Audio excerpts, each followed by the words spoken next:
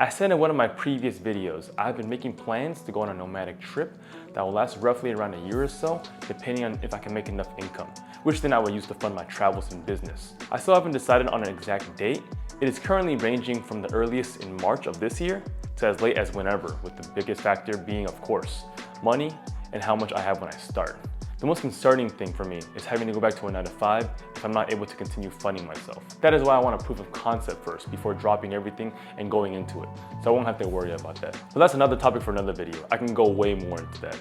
But for this video, I want to talk about those actual plans and also the updates I've made to my gear. These past couple of months, I've been putting all the things I learned in my month-long trip in October to use and have updated my kit to be more travel friendly. I'm still making decisions about certain lenses and such to add to my kit, but I'll discuss that later. With that said, I'll discuss a little about my nomadic trip and the plans I have for the year whenever that starts. If I were to start my trip in the spring, my plan is to visit Seoul, Korea, just in time for the season of the cherry blossoms. When people think cherry blossoms, people automatically think Japan. And while that is fair, because it is absolutely gorgeous over there, I hear Korea is also beautiful during the cherry blossom season. I'm pretty excited to see and experience the springtime over there, whenever that happens. With the first 6 weeks being in Seoul, I'll then be heading to Busan to photograph more of the city. I loved my time there when I visited last year, so I'll be looking forward to taking my time there as I really only had a week or so. The main event I'm most excited for in Busan is the Lotus Lantern Festival at the Samgwangsa Temple in May. It's an event to celebrate Buddha's birthday, and from everything I've seen online, it is absolutely beautiful. The entire temple is covered in lanterns, and it should be fun getting to experience it all. After 3 months in Korea, I'll be making my way to Japan for the summer. Tsuyu, or the rainy season, starts in June, so that may not make it the best place to visit Japan during that time. Mix that in with the humidity and the creepy crawlers, that might make it a no-go for some. But personally, I like the gloominess of the season. You'll be able to fully take advantage of the rainy season to get some rain shots. The season usually lasts until late July or early August, so right after the summer festivals start, which is something everyone should experience at least once in my opinion, as there's nothing else like them. There are plenty of fireworks shows as well, which is another thing you can photograph.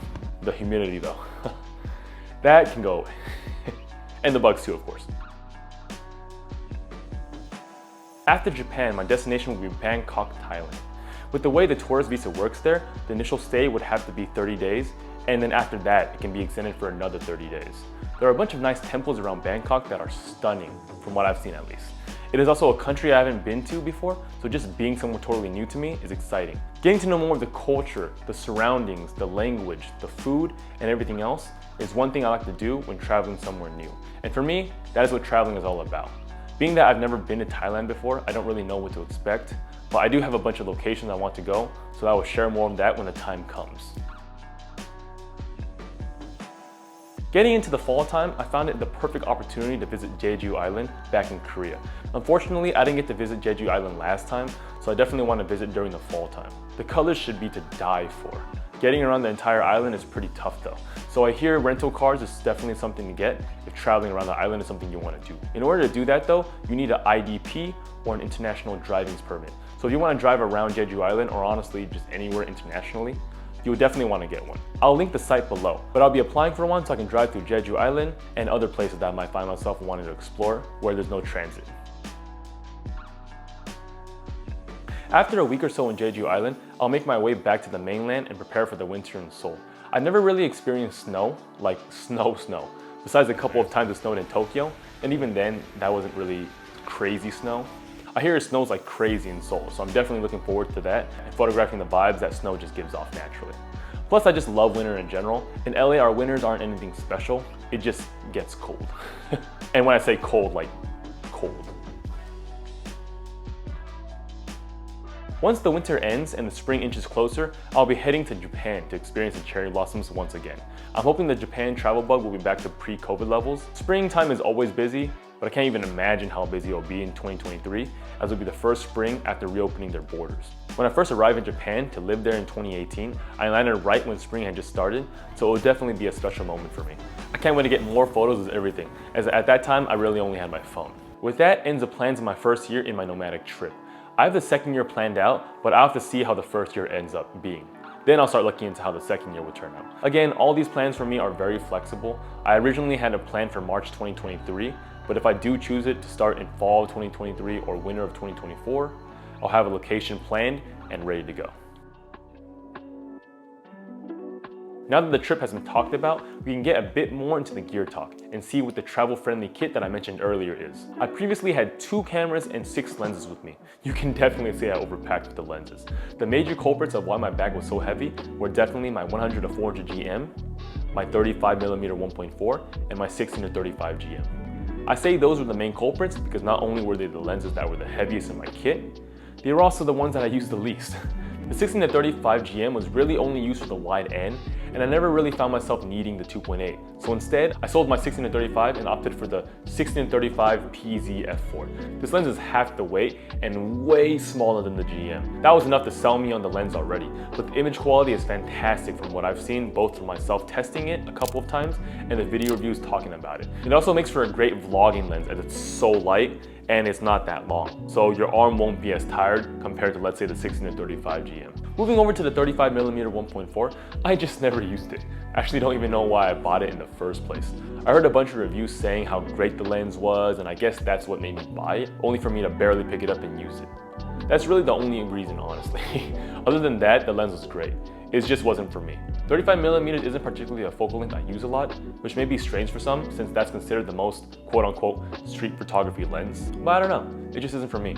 I much prefer the 50mm, though I still wanted a 35mm lens for practice and also just for casual shooting. I was looking into getting one of those small cameras like the ZV-1 or RX100, but the prices were a bit steep for just wanting something to shoot with casually, especially since I already had 2 cameras. While looking, I thought I could just kill 2 birds with 1 stone and just get the 35mm Zeiss f2.8. Not only is it the lightest lens Sony has to offer for the E-mount, but it's a pretty good lens as well. The image quality is great from what I've seen at least. So if I'm ever casually shooting around or I end up actually seeing something good, I don't have to switch to my main camera to ensure I get the best quality. I literally have the camera in my hands already. Finally, the big change I made to my kit is selling my 100-400 GM. I use it a lot when living in LA and thought I can get away with taking it with me during my travels, but it's just too big and heavy. I could literally feel the weight difference when I had it in my bag versus my bag without it. The 3 pounds makes a huge difference. When thinking about what I could replace it with, I also knew I needed a mid-range zoom lens. That led me to purchasing the 24-105mm f4. I looked at my old photos and saw a lot of my favorite pictures I took with the lens were from 100mm to 200mm. I was also thinking of getting the 24-70 G Master 2.8, but there were a few things that led me to the 24-105. The 24-70 GM version 2 is 3 times the price. That's a lot of money. I can use that money to travel instead. Second is the extra reach. With a 1.5 APS-C crop, that's 157.5mm. That's quite the reach for a lens of this size. And third, I'm not really sure if I need the 2.8. Time will tell, but right now, I think I would prefer to just use my primes if I ever need a faster lens. The one thing I'm worried about is with my 100-400 GM, there were quite a few of my favorite pictures that I took that were in that 250 to 350mm range. I was also thinking of getting the 70-200 GM version 2, as with the 1.5 crop I can get a max of 300mm, which would let me get that reach. There are also certain shots I've thought of that I can only get with the 70-200 2.8. Buying the lens would put a dent in my savings though, while adding a bit more weight to my kit, so I'll really have to think about this. Well, I hope this video wasn't too long. I've been thinking about these plans for a good year and basically planned everything I've done for this year around this trip. From all the gear I've bought and sold, to all the money I've saved, etc. I've done all the research from tourist visas to visa extensions to monthly costs for each country and a rough estimate of how much it would cost me for a year. I'm excited to get it going, but also a bit nervous as you never know what will happen. Anyways, that's enough rambling. If you have any questions, feel free to leave them down in the comment section below. If you enjoyed this video, please give it a thumbs up and subscribe. Until next time, later.